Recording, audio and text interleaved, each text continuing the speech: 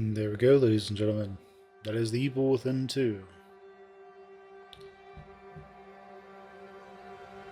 Yeah.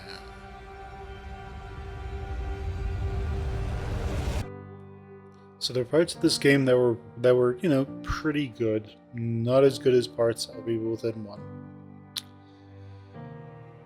The game in certain areas was an exercise in frustration and really was not good in many parts.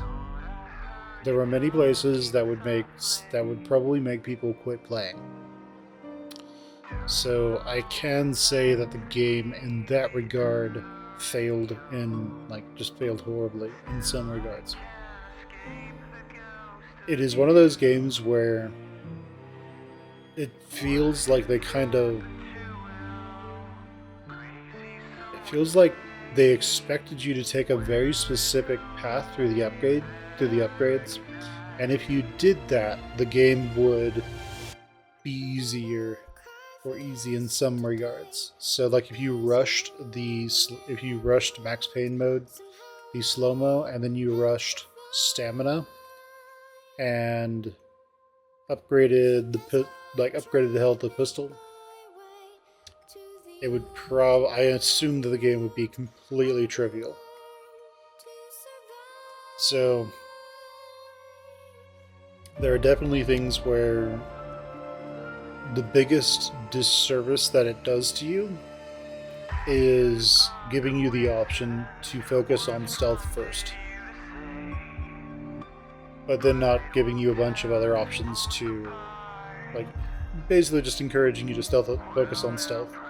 Because if you give players the option to focus on stealth and stealthily do everything, a lot of players will just hard commit to a single tree, and then sort of work their way around to whatever seems to be most prevalent or the most important. In Evil Within 1, we didn't put really any upgrades, really. Maybe one or two, a little bit, into weapons. Most of it was stamina regeneration,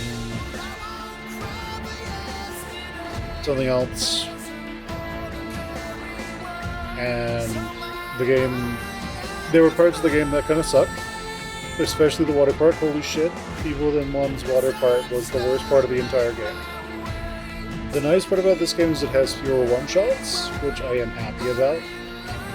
I feel like even attempting to be thorough, we didn't get to everything, which is unfortunate. I think you can kill the ghost lady at some point, but we just never found that. Yeah, there were a lot of potentials for it that I think were lost. So let's talk about ways that they could have resolved that. So there's something that you can do in games when you have a skill tree like that. And really, the unfortunate reality is that when you have a skill tree that lets you hard specialize into things, you really have to make it so that every single one of those options is equally viable. So what that would translate to is stealth has the ability to beat all of the enemies in the game. It has the ability to beat the game, basically. The unfortunate reality is that is not the case. So you can stealth kill enemies when the game wants you to be able to stealth kill enemies when it works.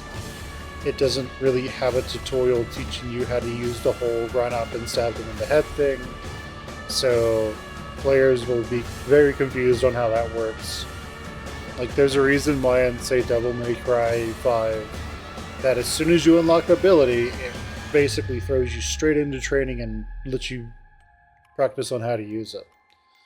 So there's a very good reason those things are done, and they aren't done in this game. So that's really unfortunate, but it is what it is. I would have preferred for the combat to have more to it than just sort of shoot them in the head and that's it. Like, you can go for body shots, but you'll be doing a lot of body shots to kill an enemy unless it's a shotgun. I would have liked things where, like, you shoot them in the leg and they fall over. Or you shoot them in the arm and, like, they spin around a little bit. By the way, if you ever are unfortunate enough to see somebody actually get shot, most people just fall down. Obviously, these aren't people anymore; they're just monsters. But you know, still, you'd expect something. Yeah, the thing is that once we filled out the combat tree, the game became kind of trivial. Which tells me that the game is designed for you to just focus on the combat tree, get that entirely done, and then focus on everything else. And we went into the stealth tree and then the combat tree, which is why the game was incredibly difficult for us. So, how could we resolve that? If the because this is most likely found out during playtesting. They knew, okay, well, really what we want the players to do is focus heavily on the combat tree and then everything else. So how can we do that? So one option is to split combat off and have it so that combat is the limiter for everything else. And so you have to buy a certain number of abilities in the combat tree to then access any of the other abilities, any of the other trees. So what that would look like is you have to buy weapon damage 1, and then once you have weapon damage 1, then you can get sneak 1. That kind of thing. Because that means that you're going to have the combat tree at least... you're going to have the combat tree either equal or just a little bit ahead, or greatly ahead of everything else. Now there's the problem is that teaches the player that this is a fighting game. You're supposed to run and gun, but honestly, that's where the game tends to shine.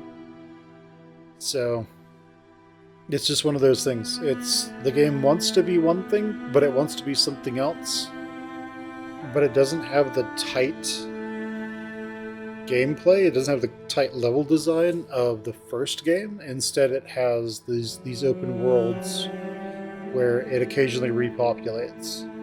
And unfortunately what that means is that there will be times the player just feels like they don't have the tools that they need to succeed, because literally they don't yet.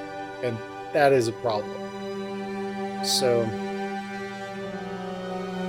yeah. And those problems are why there isn't an Evil Within 3. Because somebody would clearly pick up STEM at some point. It might not be with Sebastian and Lily, it'd probably be with somebody else, but there'd be another one. And, yeah, just imagine Kidman and Sebastian with their now teenage daughter, Lily, going and taking down some other horrible organization. But it is what it is. So what did the game do well?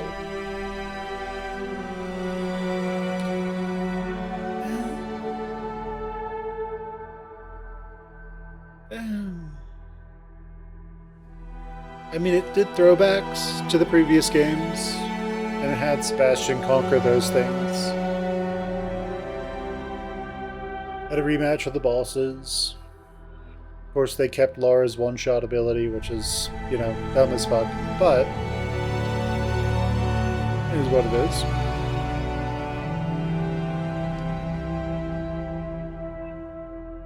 Yeah, I mean, when I'm thinking about what the game did well, like, I am legit struggling to find one thing that it did spectacularly. Oh, trust me, I'm not playing New Game Plus. I am. Very good. I'm not interested in New Game Plus at all. But alright.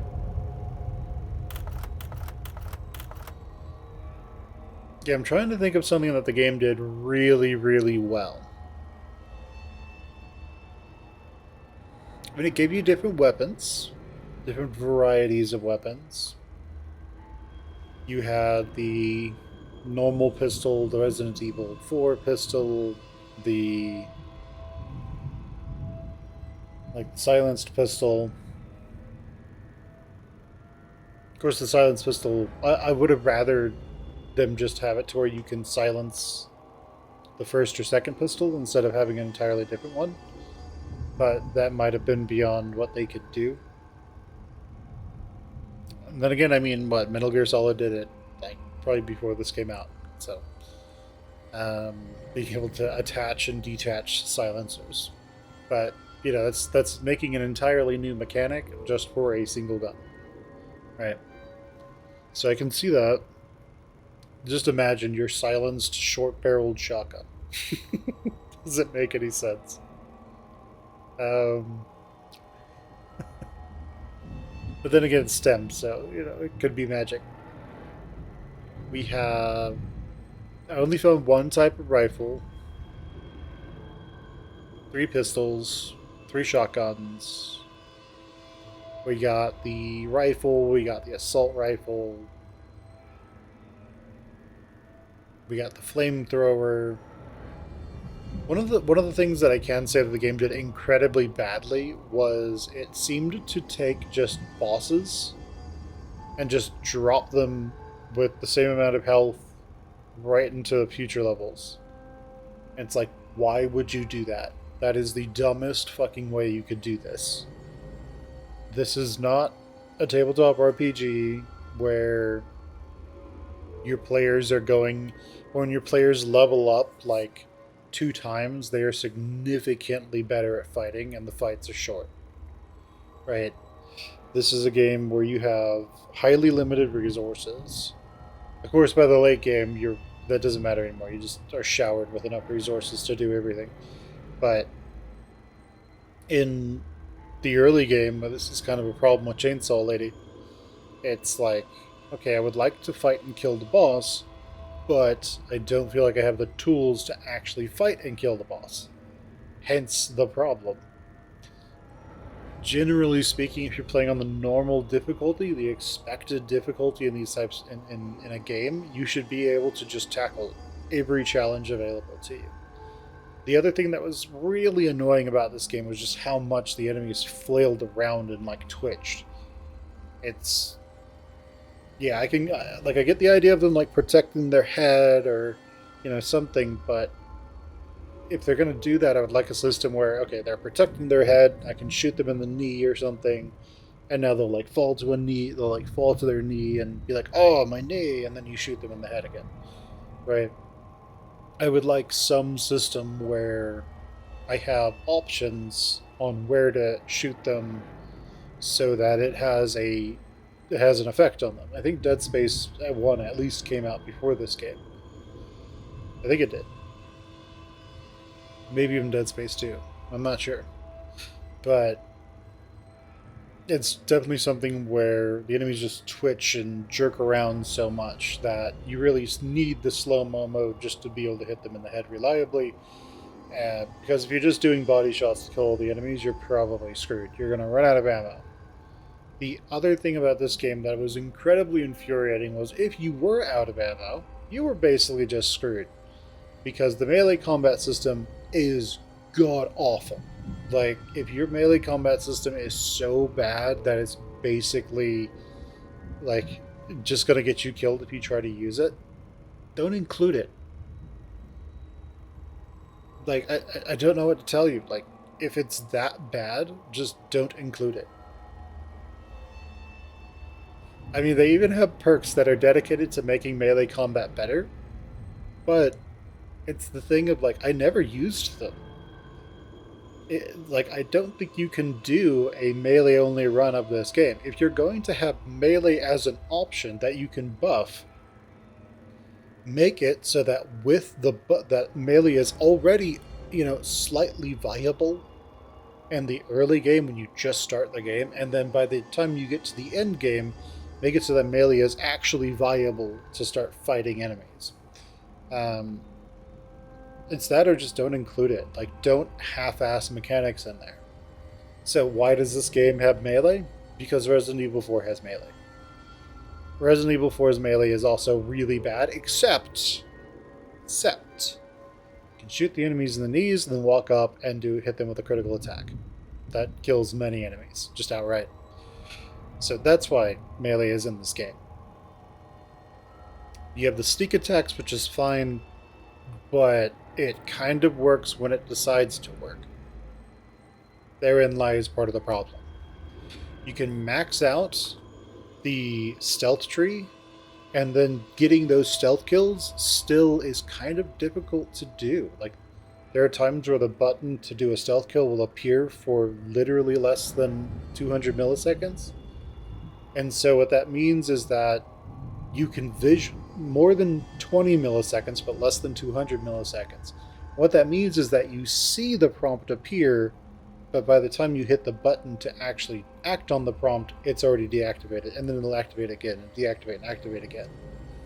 And that's kind of a problem. So one thing I would highly recommend is, if the developers were to do this, add this rubber banding mechanic to those options, where if the option shows up, it is valid even if the prompt goes away for 500 milliseconds, 400 milliseconds. 400 is twice the average human reaction time.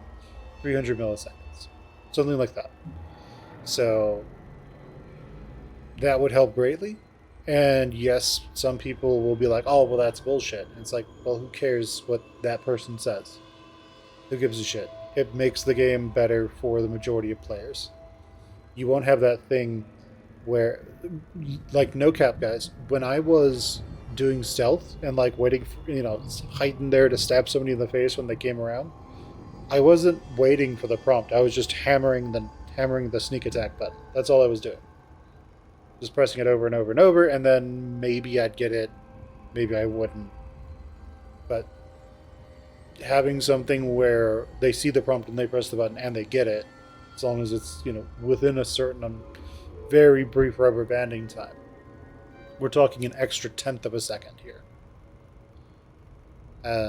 Maybe you could make it a 20th of a second. So that would make it better for the vast majority of people, because then the user experience would be greatly improved. Because people, if they're doing a stealth playthrough. The other thing would be to make every single one of those trees viable in, like, a major way. So one of the things I noticed very early on is that we have regenerating health, right? The regenerating health is not enough to stop you from being one-shotted by things if you get grabbed. Meaning that the regenerating health is fucking useless. Don't even bother including it. Just don't make us slow down or have it be like a time limit. Like, when you take damage, your character, Sebastian, is, slow for a certain amount of time unless he heals, and then he's not slow anymore. He's able to just sort of shake it off. And he's okay. The moment you start adding regenerating health is the moment you start having problems. Because imagine if Halo, the one that sort of pioneered regenerating health to an extent, at least in the main gameplay, at least in the main gaming industry back in the day. Imagine if when you took damage in Halo, you just healed up a little bit, but then you just died the next time you got shot anyway. Like, that's kind of what it boils down to here. That's kind of the analogy that we can draw. So what about their upgrades to how far your health will regenerate? Well, maybe an enemy grabs you. You survive that by default. A basic enemy hitting you, you're able to survive that amount of damage by default, no problem. As long as you regenerate up to that. What does that mean? That means that your health will regenerate to one mistake, basically. Or if you like, one instance of bullshit. This game has a lot of it. So you have just a little bit, so you auto-regenerate to just a little bit more health than you need to survive one grab from a basic enemy.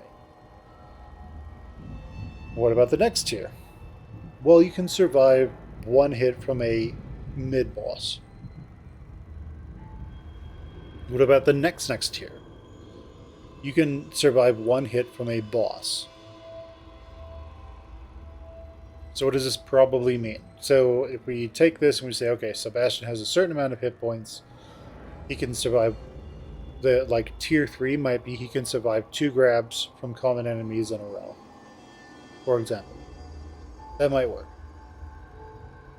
So that, I mean, like, healing was not an issue for us because, somewhat laughably, if we did get into trouble, we usually just died. So I mean, it's like we have all this healing, but it's like Sebastian's just like Sebastian's just like 1 second, Mr. Monster.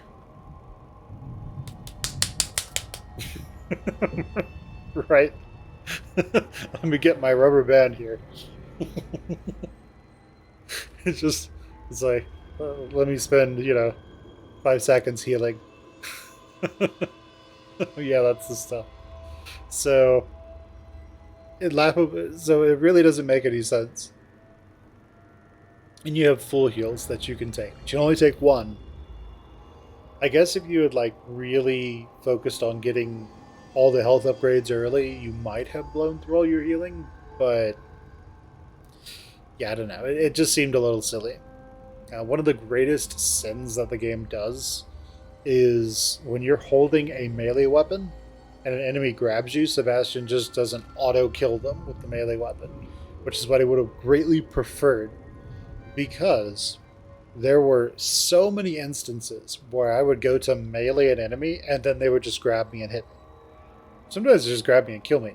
So what that means is melee weapons are super strong, but it's an extreme risk to use them because you might just get grabbed and insta-die.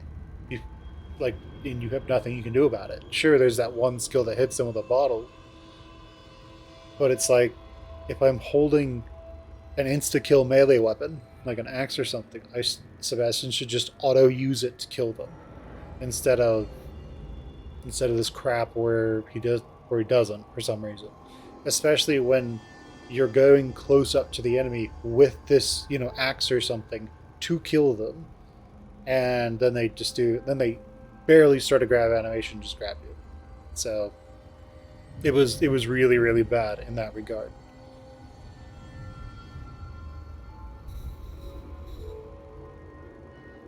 There were times. Basically, it's as I said during the credits. The game feels like it was designed with a maxed out character in mind, or like the combat tree maxed out, and then they just took all that away and turned it into the combat tree, and as a result of that, you just feel gimped for the majority of the game, especially if you don't immediately fill out the combat tree. So they should have made it so that everything else was dependent on leveling up the combat tree first, and then every skill bought in the combat tree would unlock the ability to buy a skill in all the other trees. On one hand, what that would do is that would make it so that people would either rush the combat tree, which is what you should do in this game, or buy one piece of the combat tree and then one piece of everything else. And so by doing this, you could counterintuitively end up with people who are kind of underpowered, who no longer have the ability to actually upgrade the combat tree all the way. So it's kind of just a problem. Yes, they do have the nurse, being like, "Don't you think you should buy some combat skills?" But it's like, you just gave me the ability to do everything that isn't direct combat, and the game is actively rewarding me for not doing direct combat. Like, because the enemies are the enemies are bullet sponges to an extent. So it's like, I can quick kill them with a knife, or I can shoot them a bunch of times. It's like the enemies that were patrolling around at the very end, for just as an example, it's like, okay, if this turns into a direct fight, I'm dead. Because I can shoot them in the head a bunch of times, but they just don't die. I'd shoot them with, the double-barreled shotgun and knock them down, and they'd just get back up. How many hit points do these fucking guys have? Like, Like, do I need to get point blank with the shotgun, shove it in their mouth, and pull the trigger? Like, what is going on here? Why are they so damage spongy? So, yeah, it is what it is. I do like that they separated off the weapon upgrades from the character upgrades. The weapon parts versus the green gel. However, I also have to ask, what happens if somebody wants to focus on just upgrading all the weapons? Because I'm pretty sure you could, you could do that in Evil Within 1. If you wanted to, you could spend weapon parts. Well, in Evil Within 1, you just had green gel, so you could just buy all of the weapon upgrades, I guess, in Evil Within 1 if you wanted to. Now all your bullets are super useful, and you're fine. You'll probably kill everything very easily. Okay, sounds good. I would have liked a way to use weapon parts or green gel and red gel to upgrade your weapons, just in case somebody wanted to do that. That would have been nice. Yeah. Because I'm pretty sure we had a bunch of red gels, because this game kind of assumes that you're going to like unlock a bunch of different things in the trees. And realistically, that's not what happened. I think I had a bunch of red gels left over because maxing out 2 trees spent all of my green gel.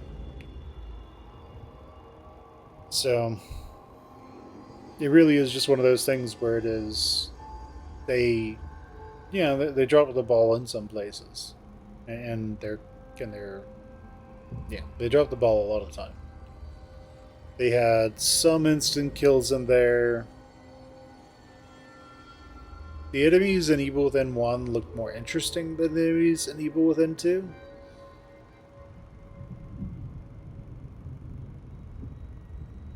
Yeah, it's just one of those things. The problem with doing open world is that you lose the ability to make stuff tight, but at the same time you lose the ability to set up how the player is going to encounter how they're going to approach enemies. And because of that, things are less tight. You have less ability to control how things are going to go. Yeah. There were times in this game, especially in like Fire Guys, Fortress or whatever, where they were reusing some mechanics from Lara, like shooting the valve, and there were some valves that just would not activate. And like I'd shoot the valve and it wouldn't do anything. It's like, okay, well, why is the valve highlighted? Why is the valve highlighted if I can't do anything with it? I don't get it. So there was that. The peak mechanic when you were in cover and enemies could still see you. It's like, look, I'm sorry, but if I am in cover pressing up against a car waiting for an enemy to get to me, they probably shouldn't be able to see me. Like, especially in situations where the enemy seeing you results in pretty much death, because they go, oh, and then everybody else goes, oh, and then they all bum rush you at once. Like, I didn't find a use for most of the harpoons in the game. Like, there was really just the regular harpoon, then there was the explosive harpoon. I think I used the electric harpoon maybe once or twice, a handful of times. So that really didn't work. Yeah. The rifle was a joke, because sure, the rifle might do a lot of damage, I guess, but like, I remember we were shooting that one enemy in the first area. It's like, shoot her, and she's just like, oh. It's like, she isn't dead? And I shoot her again, she's like, oh. It's like, why isn't she dead? Then shoot her a third time, and now she dies. So, to kill like one of the faster running ladies, It effectively takes the equivalent of 10 pistol shots to kill her with a rifle. In terms of how much it costs to make a rifle round, it just doesn't make any sense. So, yeah. And just, as I said, with how the enemies are twitching around, you essentially have to have to slow down to get accurate shots with them, unless you're just going to wait for them to, and then shoot them, right? And if they're coming at you, they're probably not going to be doing that because the enemies are doing this thing where they're like moving around as they're running towards you, right? And it's like, okay, well, this guy's like ducking and he's standing up and he's leaning to the side. It's just a step to the left. It's just a step to the right. So, it was kind of annoying. And there were definitely situations where I was just like, where I was just like, this is bullshit. Like, there were so many times when I was just like, this game sucks. This game is terrible. Don't buy this game. I remember even saying that multiple times in this playthrough. Just do not buy this game. This game's shit. I stand by that. This game is really bad. This game was so bad, there's not an Evil Within 3. Even though they tried to tease for it. I don't think there's an Evil Within 3. Maybe it was the game equivalent of direct to DVD. But yeah, there were lots of things that weren't good. How would I improve it? So I've already offered the idea about they have to progress in the combat tree before they can do anything else. I would make it so that there are ways to guaranteedly stun enemies very easily. So like you shoot them in the knee or the leg and they fall down. And then you can stomp them. I would improve the melee combat system. I would make it so that if you have some sort of if you have a melee weapon out in general, like the knife or an axe, and an enemy grabs Sebastian, he just either quick kills them with the axe, or he like stabs them in the face or something with the knife and kicks them off of him. So that would mean effectively having the knife out means you're immune to grabs from normal enemies. Something like that. That would make the melee combat so much better, because if you are doing melee in this game, you are out of ammo and you don't have a choice. The enemies are faster than you. So, pull out the knife and best of luck to you. But I would improve the melee combat. Give Sebastian more options. He doesn't need to be the Doomslayer. But I would at least, if you're going to have a mechanic in there where you can do melee, make it so you can clear the game with melee. That's a big one.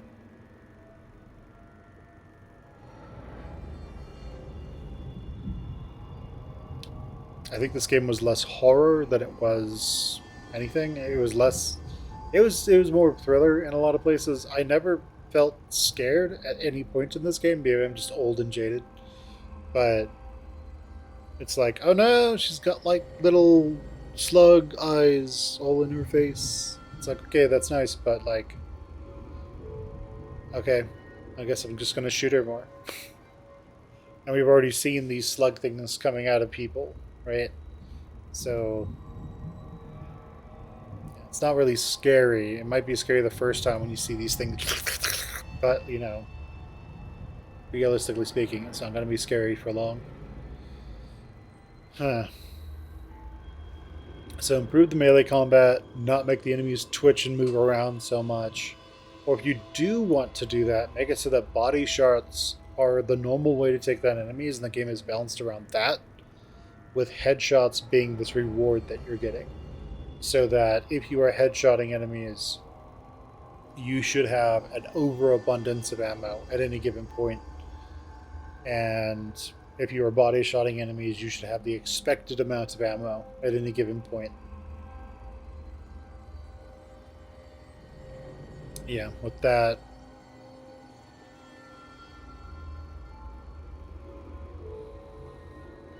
Yeah, I mean, there are a lot of things. The story, let's talk about that real quick. The story starts off okay. right? It's like we need a way to get Sebastian into Mobius, into the Mobius stem. We need a way to get Sebastian into Union, so that part's fine. However, as the story goes on, okay, so we have two major villains and a third sort of like victory lap villain, because honestly, Myra was probably the easiest of the enemies to fight in the game. So, cameraman, full grip, we'll call him. He died pretty easily. Like, we didn't even have any combat upgrades by then. So I assume if you did have a lot of combat upgrades by that point, he would be trivial. His story is he is a serial killer who, and a complete psycho, who is in STEM doing his thing. Okay. Sounds good. It's his canvas and he's, slaughtering people and all this stuff. Okay. And I think he has Lily, but yeah, he doesn't really stand out all too much. He's kind of just an eccentric artist who kills people. Okay. Sounds good, I guess. Alright. What about the next guy? Fireboy. We have the adventures of Fireboy and Wax Lady. So, Fireboy, Fireman, like, he was just a trickster. He didn't really have anything to him that was particularly dangerous.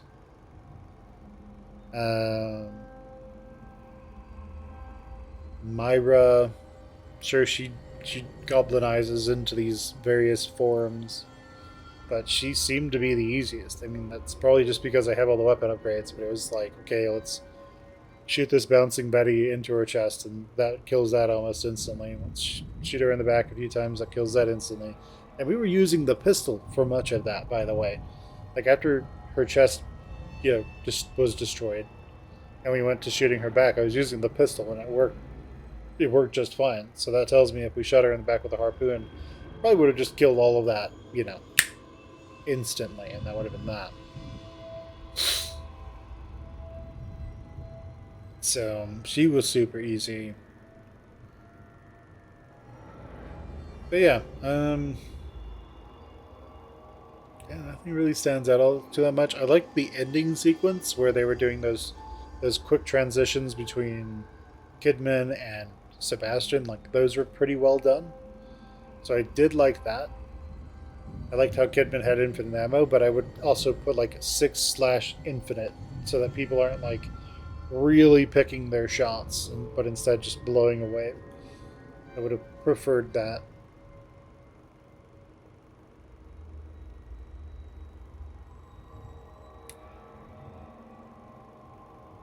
I would have really liked for Sebastian to have met more ordinary people. Yeah, like just survivors who were there. Ordinary inhabitants of STEM, of Union. And they don't even need to get corrupted. Like, just ordinary people. That would have humanized the environment a lot. That would have given us an idea of what's going on in STEM. There could be something where, as the story progresses and you go back to that area, like, there's a dead, corrupted person wearing someone's clothes because they started to corrupt, and then everyone threw them out, and they started trying to break in, and they had to kill them. And all this happens off screen.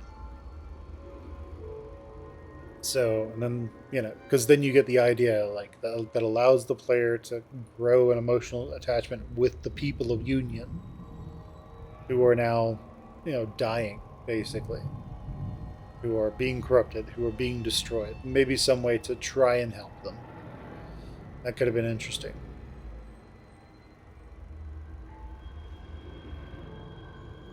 The dog enemies were the worst. Those dudes who are like two people put together and they just sort of like crawl around.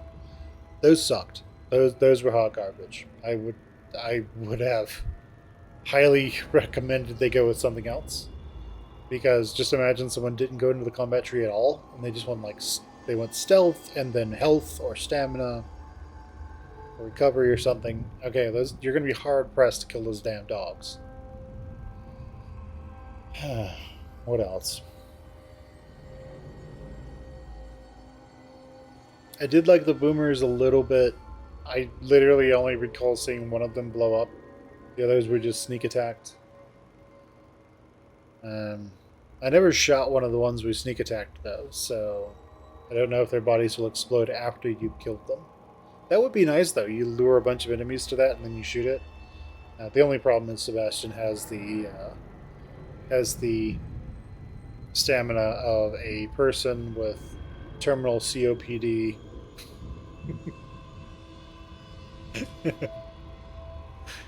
Who has never run a day in their life, despite being a detective. Yeah, I mean, there were a lot of things about the game that sucked ass. A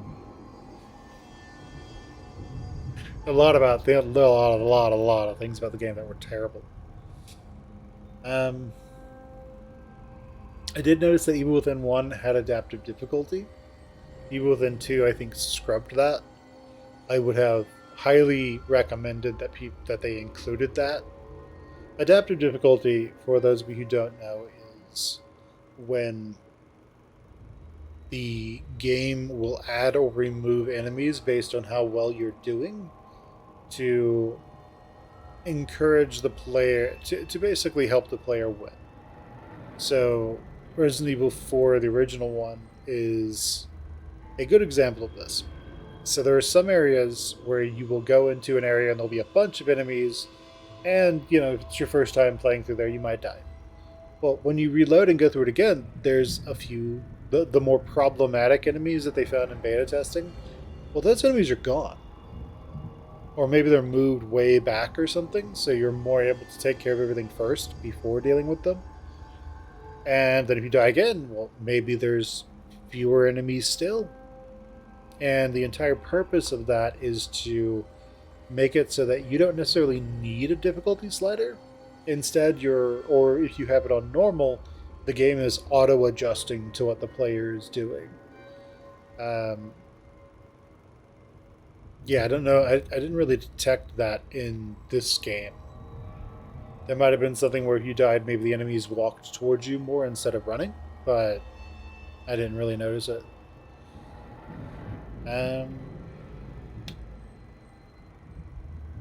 So the lack of adaptive difficulty was a bit of an issue.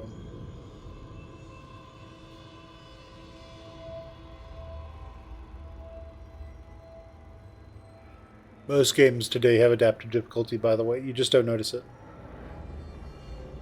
It's something that is very easy to slip into the background. There's this video game called Killing Floor. It didn't have adaptive difficulty, but it did have an idea of what adaptive difficulty could do if you could do without adding or removing enemies. So in Killing Floor, the enemies will, on the lower difficulties, the enemies will just sort of walk towards you, and so you can shoot them in the head really easily. On higher difficulties, however, they are crouched down, sprinting straight at you, jumping over things, like moving, doing a little bit of serpentine, all kinds of things. And there's a bunch of them. So one is they're walking towards you. The other one is they're running at you like 3-4 times as fast. And you just gotta go and start taking them out. So adaptive difficulty could be, if they had done that here, if you're doing really well, the enemies are just sprinting towards you. If you're not doing well, if you die a few times, then the enemies are maybe jogging towards you. And if you die a bunch, then enemies are just now just casually walking towards you, being all menacing as you shoot them in the head. So, there are things that you can do with just that can be adaptive difficulty without just removing enemies entirely. Generally speaking, when I look at a game like this, I want for the player to unlock most of the skill trees by the end of the game. That's generally what I want. So in this one, we were able to fully unlock 2 skill trees, stealth and combat, and maybe a little bit here and there of other ones. I would have greatly preferred to be able to unlock most of these skill trees and then had something to spend the green gel on by the end. That would have been much better.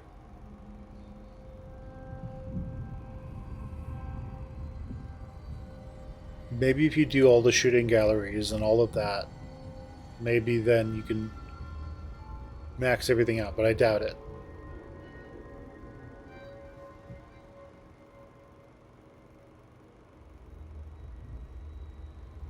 I think as it is the guns need to be, like, we were to just do one change. The guns need to be a lot more powerful. I think shooting an enemy in the head should have like a 70% critical rate just by default. And then, at least 50%. It probably already has a pretty high critical rate. But then, as you buy those critical upgrades, those critical hit chance upgrades, that makes it go from, say, 50 to 75, and from 75 to like 95. Where it's not guaranteed, but it's practically guaranteed that you're gonna get that crit, that you're gonna one-tap an enemy if you shoot him in the head. The problem, of course, is that once you add slow-mo to that, now you're basically just plowing through the enemies. So yeah, it definitely is a game where it feels like they had their maxed out character, and then here's the thing. So ideally what you do is you take a game like this, you take how your initial build is for the character, and then you make it so that you can clear the entire game without major difficulty, with no upgrades whatsoever. Someone just holds on to all of their green gel, they never level up, they never unlock anything, and they can reliably beat the game. That is what you would want to do. Then you take that and you start making you basically make it so the upgrades are flat out better. Because at that point, and that does kind of feel what Evil Within 1 was. By the way, it does kind of feel like Evil Within 1 did have more of a focus on the player being competent, like the player character being competent enough and the weapons competent enough to take on all the challenges. The worst thing in this game was when I was playing and it was like, I want to go take on the challenge. I want to go fight the mini boss. I want to go kill the enemy. And it was just, I don't have the ammo. I don't have the means to make the ammo. I don't have what I need. I haven't been given what I don't feel that I have been given what I need to actually accomplish this goal. And as a result of that, there were times where it's like, I would like to fight this boss, but I can't. I would like to do this thing, but I can't, because I don't have the ability to do so. And really, that shouldn't be the case.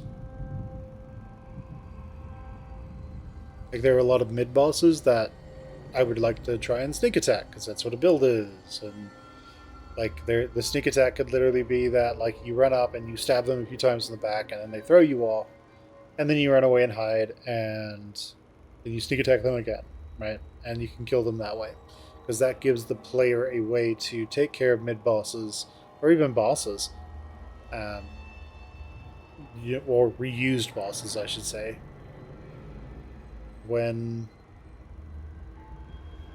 if they don't have the ammo anymore. During Fire Guy, Flamethrower Man,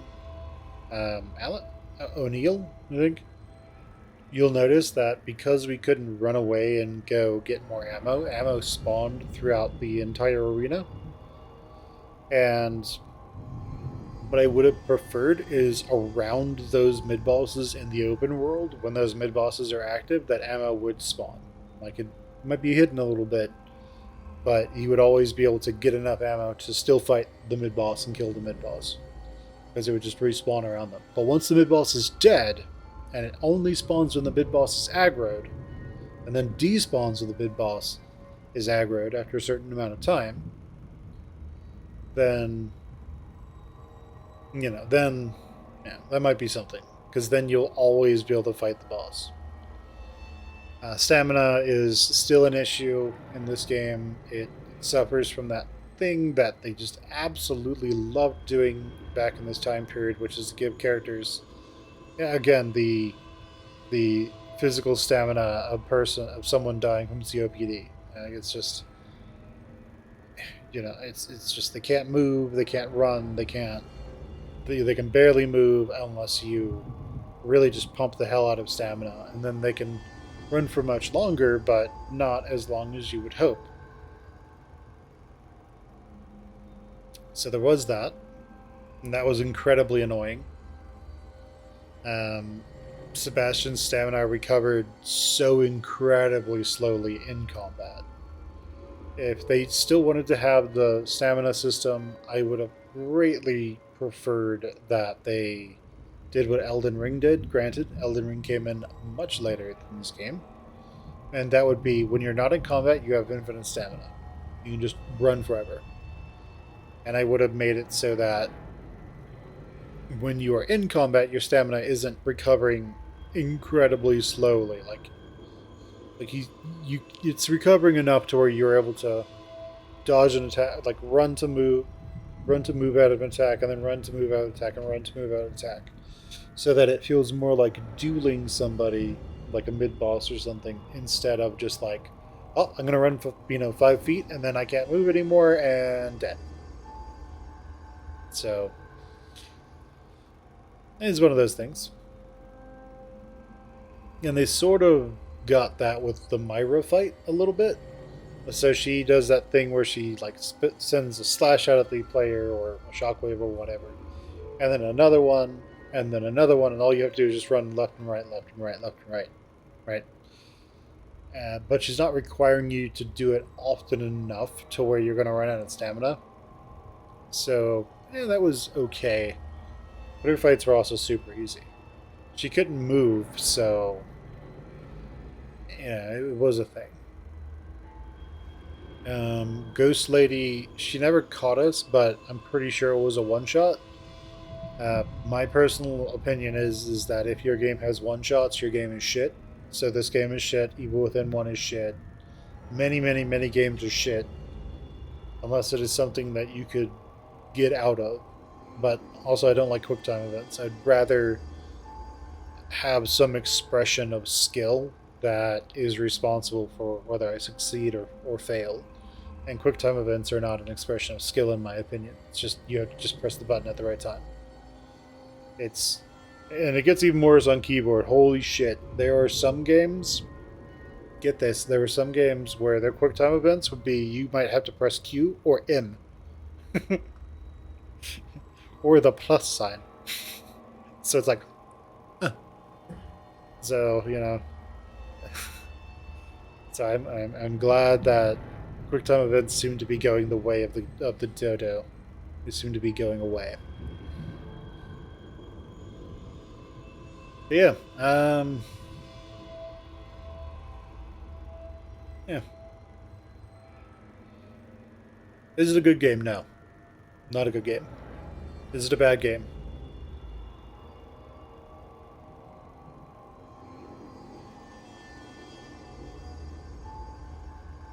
It's between mediocre and bad, is this game.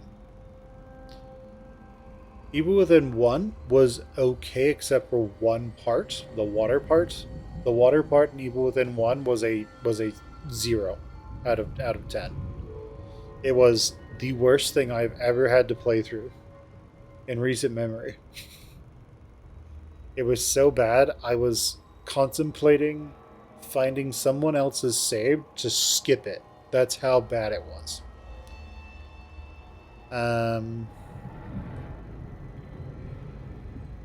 Yeah. So that obviously drags Evil Within 1 way down.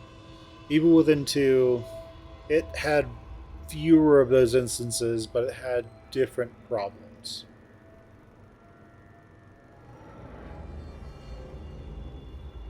Yeah, it had different problems. So, Evil Within 1 is. I want to say Evil Within 1 is between. Because of the water game, because of the water area, Evil Within 1 is between mediocre and okay. Like, okay is slightly better than mediocre, so I guess it's maybe like a 6 or a 7. It is 6.5. Evil Within 2 is probably like a 4.5. It's not as good at all.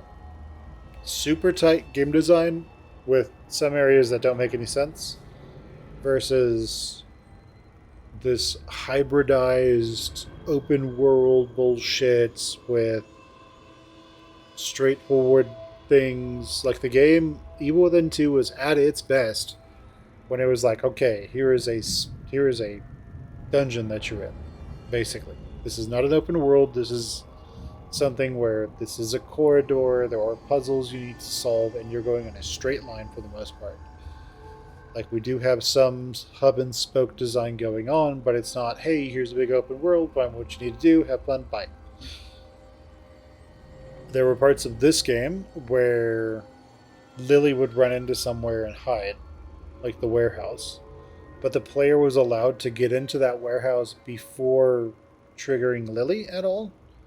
And unfortunately, this results in the player being able to get somewhere they're not necessarily allowed to advance in. And that means that the game feels completely inconsistent and just completely, yeah, it makes it feel inconsistent. It makes it feel like the game doesn't know what it's doing. It makes it feel like the game is lying to you in some instances. So there are areas of the game that greatly require improvement. And the game could improve in those areas. Don't get me wrong. The game can be much better than it is. It's just there are, yeah, it's like the solution to that literally is just let Sebastian rip off the wall, rip off the wooden plank in the area where he's going to go find Lily and explore around and loot everything and leave, and then later have that instance where he's chasing Lillian, where he's following Lillian. So, I mean, like, you don't really lose anything. Just don't have the triggers unless artist dude is chasing Lily in the cutscene.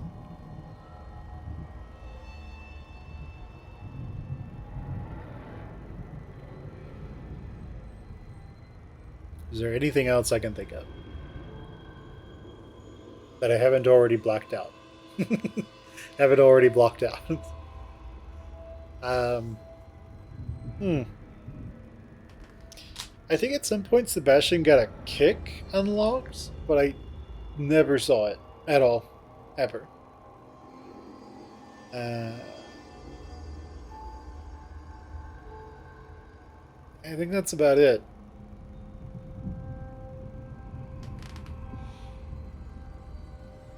The characters were all kind of flat. I mean, it's just like the psychologist didn't really act much like a psychologist. They act like a TV psychologist, where it's like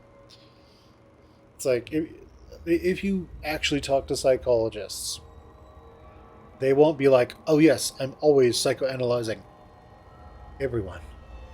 I'm like, no, that's not what they do. Like, they're just like, okay, they'll know if you're being a jackass, probably. They'll know if you're trying to manipulate them, and they're like, okay. They'll know when you're trying to do something. But the real thing, like, if you actually talk to therapists and psychologists, instead it's just like they walk into a room and they can sort of just very quickly get a gist of, like, where the problem relationships are, who the problem people are. It's like, is some guy an abuser and his girlfriend or boyfriend or dog is hopefully not dog is, their victim, and it is what it is. So, donkey. And it's so disgusting. Um, so it's just, yeah, I mean, it just is what it is. It's, yeah, they're not like these people who are just like, oh, I know, because of this thing I'm going to immediately tell you about. It's like, yeah, that's not how they are. Um,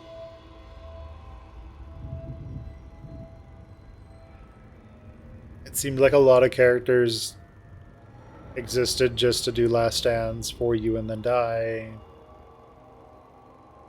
Yeah, but I mean, they were also members of Mobius, so at the end of the game they were going to die anyway. So why not just have them die? So there's no like moral conundrum for the player or anything.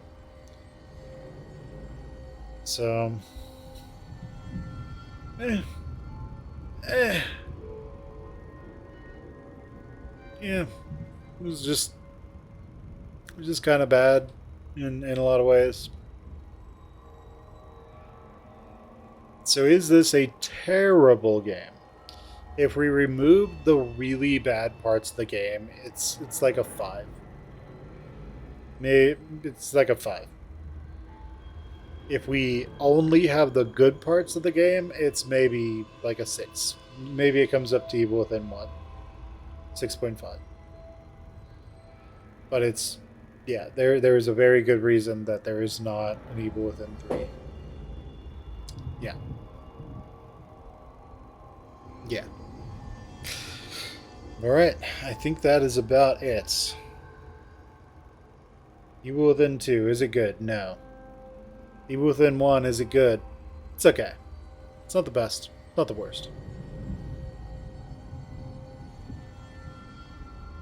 If you do play Evil Within 2 after watching this, rush Max Payne mode, slow-mo combat mode, as soon as possible and try to get it ASAP.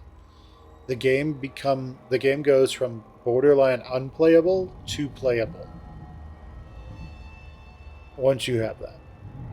So there's that. What I actually recommend you do is get that upgrade first, and then upgrade the hell out of your stamina, and focus on a weapon that you like. You will have a lot of pistol ammo. You won't have a whole lot of shotgun ammo. You will barely use the rifle at all because of how rare its ammo is. The assault rifle you won't get until much later, so don't even bother. I think we used it like once in the Myra fight.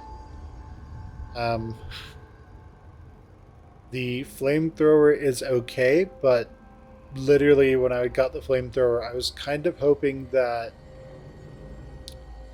it would be like the best weapon against Myra's goons, and it just seemed to not do much. So, kind of crap. And it slows you down, which if it's slowing you down, it should be like one of the best weapons in the game, because it's robbing the player of the ability to move, to dodge and all that. Yeah, I mean, yeah. Eh, not a good game. Not the worst game ever. Buy it on discount. Yeah, buy it on sale. But yeah, that's about it. There are a lot of different modes that you can use here. There's like first person mode. There's infinite stamina mode. They already knew that this was bad. There's super strength mode, which is, I'm assuming, you can just beat stuff to death. There's invincibility mode where you just cannot die whatsoever. You have to log into their shitty, like, Bethesda.net to use these, though. But, yeah, it is what it is. It is what it is. Yeah, but yeah, I would have liked a better game. But that's what we got. Alright, everyone. Thank you so much for coming to the stream, and I will see you all later. Bye, everyone.